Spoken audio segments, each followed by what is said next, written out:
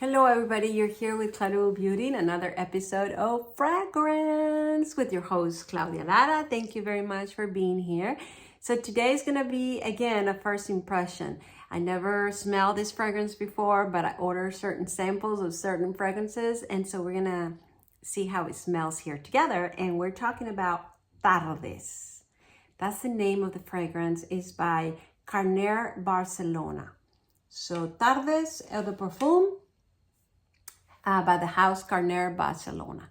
Never heard of this house, never heard of this fragrance. However, it was recommended, it's one of favorites, so I'm very curious about it. So first, let me read you a little bit about, tiny bit. It is recommended for women, which is, this is new because most of the fragrances now are like for men and women. But this is floral woody musk fragrance for women. Floral woody musk. We'll see. So Tardes was launched in 2010. The nose behind this fragrance is Daniela Andrier. And so we'll see, right? Let's try it out. Here it is. And we're going to spray it for the very first time. Ooh, I like it already. It's subtle. It's subtle and sweet. Ooh.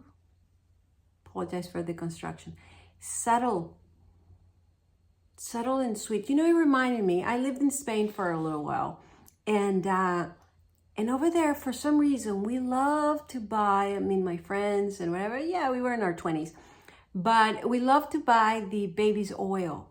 And there were some baby oils and different sort of fragrances. So it was a very mild sort of thing. That's why we liked it, because you give the appearance that you were not wearing a fragrance.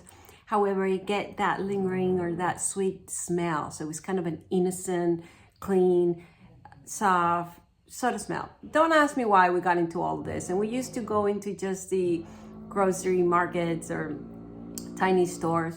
Apologize for the noise. And buy these baby oil sort of fragrances. So when I smell this, it immediately gives me this subtleness, even though this obviously has a scent and it smells stronger than the baby oil. But that soft and subtleness, like it's there, but it's not there sort of thing. It's almost like, oh yeah, I smell like this. So let's read what the ingredients are. So the main accords, according to Fragrantica, and these are not the ingredients, this is just more or less how they categorize the fragrance. It is main accords almond. Yeah, of course. That's the almond is what I think, because a lot of baby oils, have that almondy. Yeah, so almond, and then vanilla, powdery, sweet, fruity, nudie, aromatic, floral, musky, and woody. All right, so almondy. Yeah, I think that gives that subtleness, and then of course there's that sweetness. Yeah, sweet is 4, but there's sweetness at the end. Yeah, it's just nice. What a lovely fragrance. So, top notes: almond, Brazilian rosewood, rose, and geranium. Oh, I'm surprised by that because I hadn't smelled the rose or the geranium, but I guess that gives that fullness, because it has a fullness, even though there's the sweet subtleness that I spoke about, almond sort of, but then you come into this fullness, and I think that's where the rose and the geranium. Now the middle notes are plum, Virginia cedar, and celery.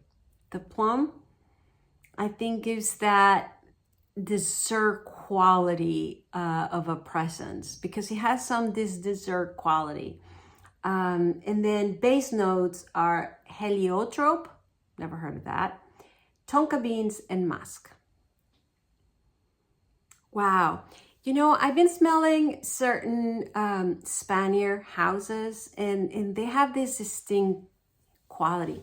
These are fragrances that are elegant, but kind of not showing the elegance. It's almost like you smell it, it's present, and the elegance is sort of behind doors. I don't know if that explains. Because I smell other houses from France or Italy, of course, and some of them, of course, there's so many, there's a variety, but a lot of them have this in your face, it's right here, and it speaks to you. The houses from Spain that I've been smelling have this quality of the elegance, but I don't have to show it in your face. It's sort of, I know it, I have it. It kind of comes from ancestry. It comes from the background. It's in my blood sort of thing. So it has this sort of, I wouldn't say subdue, because you can smell the fragrance, and the fragrance is not like subtle, but it has this subduedness because it's kind of behind doors or behind a glass or behind something. There's something that it's not boom hitting you in the face. So this one has that sort of elegance. It reminds me, another house that I review is the Pellegrino. I don't remember right now the house, but the Pellegrino is the name, and that's a big time favorite. And it has the same quality, which is sort of the elegance behind doors. So, okay, enough about the behind door kind of thing, right? So, yes, I really like it. I wouldn't say it's white floral per se, in that openness out on the field, out of youthful vitality that I have described in other ones. No, this is just a presence and elegance. And I wouldn't say like center, you're here and now, like I also describe other things. No, this is a little lighter than that. You're just here and about. You're doing your errands, you're doing your things. It's just nice and elegant. It will be a memorable fragrance. It will be one of those that if you smell it, you're like, oh, that smells like so-and-so. That's the fragrance of so-and-so. So it has that signature sort of memory. And it is a little bit in the mature, and it is a little bit in the dessert without being super sweet. It's just sweet enough, maybe from the plum. And it does have grounding qualities. So very nice fragrance. I don't know, would I wear it? I will wear it. I will wear it in a winter, probably. And I will wear it, yeah, it's not something that I could wear often. Because I think the flavor will tire me out. I think between this and the Last Cherry from Tom Ford, I'm competing with the boys, right? I would prefer the Last Cherry than this one, but it is a very slightly different. The Last Cherry has that also, I guess it's a cherry in it, and this is the plum.